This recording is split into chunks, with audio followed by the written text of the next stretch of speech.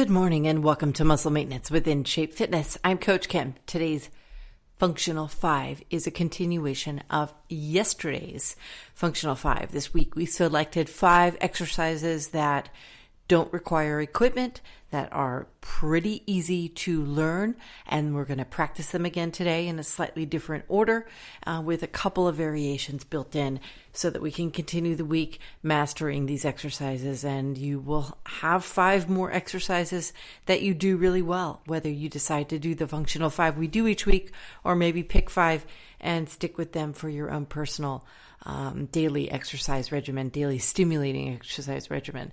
This isn't the workout that is, your high intensity workout, your look great in a bikini or a little black dress sort of thing. But it is useful in this strange time we're living in right now where we are all sequestered in our homes. When you wake up, to go immediately to a spot on your floor and to stimulate your body in order to fully wake up your body, to stimulate blood flow, to increase respiration, your breathing, focus on your posture, and get your heart rate up, which gets your metabolism rate up, which means that you're going to have a more productive physical part of your day, and not just sort of, drown in the inertia of being, homebound, quarantined, or whatever it is that we want to call what we're dealing with right now. So hopefully also you build in some walks and you're able to move around throughout the day as well. But anyway, so let's get started with the 5. The 5 that we're doing this week are a combination of downward facing dog squats, or pike squats, as I actually prefer to call them, because this doesn't focus on yoga, but rather the position is starts in downward dog or pike position, and then we're doing squats from that position. We started with that yesterday. Today, we're not going to start with those. We're going to actually start on your feet with skater hops, but that's the second one, which we did yesterday. We did hip activating toe taps, which is an exercise lying on your back. We did push-ups, and we did a plie squat. So let's start with skater hops. Oh, we didn't do push-ups. Sorry, we did the walkout push-up, not push-ups, the walkout push-up. So let's start with the plie, the skater hops today. And we're going to take about a minute. Remember, what we're going to do with skater hops is you start just walking, doing a side step with your right foot. Side step to the right with your right foot, and then follow with the left.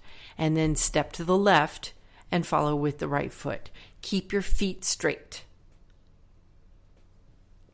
All right, just a couple of those, kind of like a little, high school dance practice move sort of thing.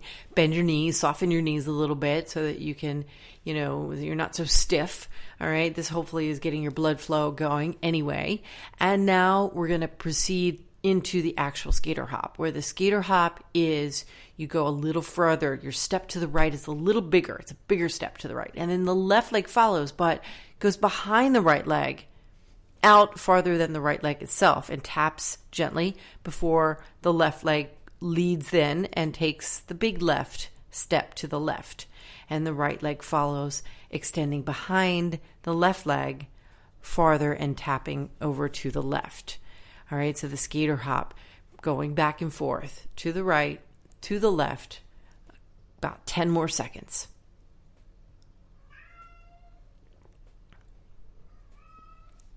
Excellent. Keep that going. 3, 2, and 1. Now take a big, wide position with your feet and turn your toes out a little bit. We're going to go into a plie squat. All right, so you extend your feet out to about 45 degrees, the angle. And so feet don't have to be completely facing out, but about 45 degrees. And then your feet are wider than shoulder width, closer to double shoulder width apart.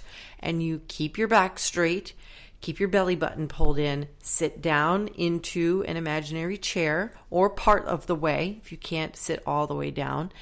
And you should feel the activation of your inner thighs.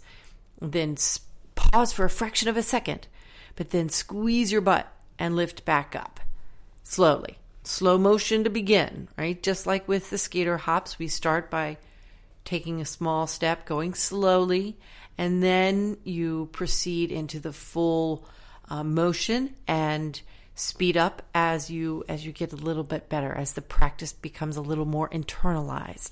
That's the thing. It's also it's the thing about practicing the move and making sure that the mechanics are correct before you allow momentum to build and help you out with this or any particular move. So keep that going for a couple more seconds.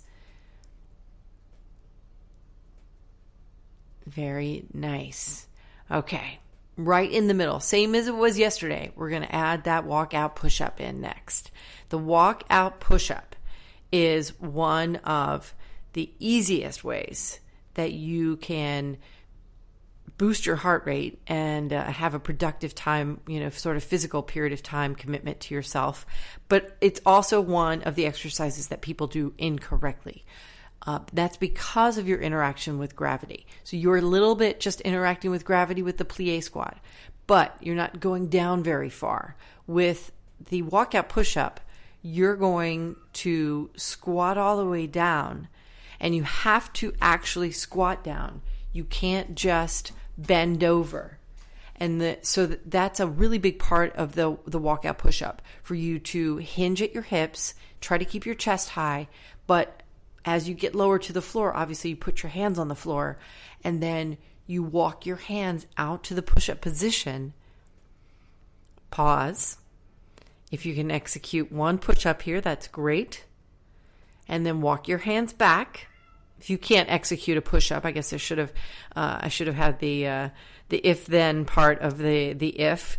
The then part of the if is you don't need to actually execute a push-up if you can't do them, right? So you could do a couple things. You could lower to your knees and do a knee push-up, or you could just walk your hands back. Skip the push-up part because you're still doing a plank. Once you get out to the push-up starting position, you're actually in the plank position, high plank position, and activating your tummy muscles, which is another really productive part of that execution. So then you walk your hands back and stand all the way back up. But remember, as you're standing up, you want to make sure that you squeeze your butt cheeks and press your heels into the floor. And that helps you lift your body, pushing up against gravity, but lifting your body the correct way so that you don't put too much pressure on your back. Okay, so keep those going. You're not going to do that many in a minute, and it's not important for you to count the number.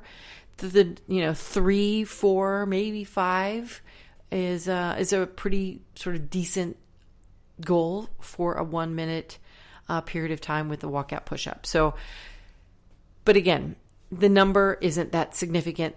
What you want to make sure at this juncture is to do them correctly. Right, we're coming up on the 10-minute mark here pretty soon with our workout, so we need to move along to the next exercise, but finish the one that you're on and take a couple of deep breaths. Walkout push-ups are super, super great. They activate your heart rate. They obviously activate the entire body, right? So you're using your legs as you lower down and you lift up. You're having to you're isometrically contracting your core in the push-up position or plank position once you're down into the walkout push-up. And then, of course, you're using your shoulders and your biceps and your triceps. If you are doing the actual push-up, you're working that part of your body. And you are you're using your butt as you stand up, and the back of your legs. If you're standing up properly, you're using your lower limbs as you return to your starting position at the end. So it's the entire body, plus of course you're interacting with gravity and boosting your heart rate in the process. All right, now I'm going to have you go back down to the floor because we're going to go down to downward facing dog next. So if you are standing up, again, sit down or lower down to the floor. It's not a sit down to the floor, but it's a lower down to the floor. And you are going to do so, again, as correctly as you possibly can by hinging at your hips a little bit and then putting your hands on the floor and walking out to the downward facing dog position. So now you're not in a plank, where your butt is flat, and therefore you've activated all of the muscle tissues that wrap and protect your vital organs and rib cage, but your butt is in the air into that pike position, otherwise known in yoga as downward facing dog. Now, you may know that I don't talk a lot about yoga with a capital Y and quotes in the air all that much. And that is because the efficiency of your exercise commitments is really important to me. It's really important to me for my own workouts. It's one of the reasons why I ended up writing Darwin on the Treadmill, my book about the 8 priorities that we classify. We use every exercise in my database has a primary function and then sometimes a secondary function. And those have to do with the 8 priorities of functional fitness that as a company we use for the designing of all of our exercise regimens. And they are things that relate to balance, to stability, to obviously to different components of movements related to jumping, to lateral movement, that kind of thing. And the range of your motions, flexibility, or what I call bending as a priority, because I don't even like to use the word yoga when I describe it, is the range of motion of your joints is a really big part of your commitment to exercise. So if you've been now in pike plank or downward facing dog for a minute or so, a little longer than a minute, then you have had the chance already to straighten out the back of your legs and push back on your knees a little bit to lengthen the hamstrings and your butt to increase flexibility in that part of your body. Rest for a second if you want in child's pose to give your wrists a little bit of a break. We're going to go into the squat part now, because the downward facing dog squat, or the pike squat, as I like to call it, is an exercise that we're going to do. We did a little bit yesterday in the most basic way. Today we're going to add some movement within the movement in order to mix it up a little bit and make it somewhat a little more active. We'll hopefully end up activating your heart rate a little bit more again for the end. So back now into the pike plank. And again, your butt is in the air. Your hands are shoulder width apart. You distribute your body weight in your hands. Your position of your hands is important because you don't want to mash the heel of your hand into the floor and fatigue your wrist. You want to try to distribute your body weight through the fingertips and the top part of your palm. So Spider-Man the floor a little bit, use your entire hand. Okay, now you're in the downward dog position or pike position. You bend your knees, lower your body to the floor. You don't bend your elbows. Your elbows and your upper body don't move, except that because you bend your knees, your trunk does lower down. Then straighten back up, lower down, and straighten back up. And lower down and straighten back up. So a couple more of those. Inhaling as you know through your nose, exhaling through your mouth. Inhale on the way down, exhale as you lift back up. And now pause at the bottom. Okay, so I want you to bend your knees lower towards the floor. You're pausing at the bottom. Now you're going to think back to the way that you did that lateral stepping. So you're going to step to the side with your right foot, and then bring the right foot back to the center, and then step to the side with the left foot, and then bring your left foot back to the center, and then straighten your legs. And now bend your knees again, lower back down, pause for just a fraction of a second, then step to the right, step to the left, and then stand back up or straighten back up, right? Again, bend your knees, lower your body back down so that your knees are close to the floor. Get a little lower each time too, right? Because the lower you get, the closer to the plank position that you're in.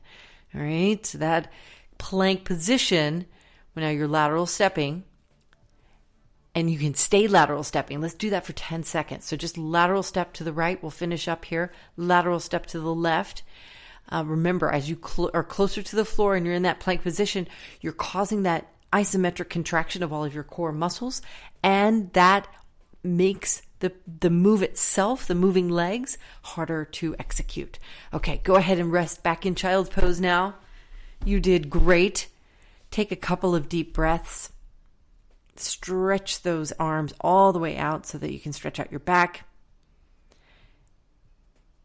And let's finish up with your toe taps. I think I thought that we were almost finished, but we didn't do the toe taps yet. We got to finish with those guys. All right, so turn your body over. Last exercise.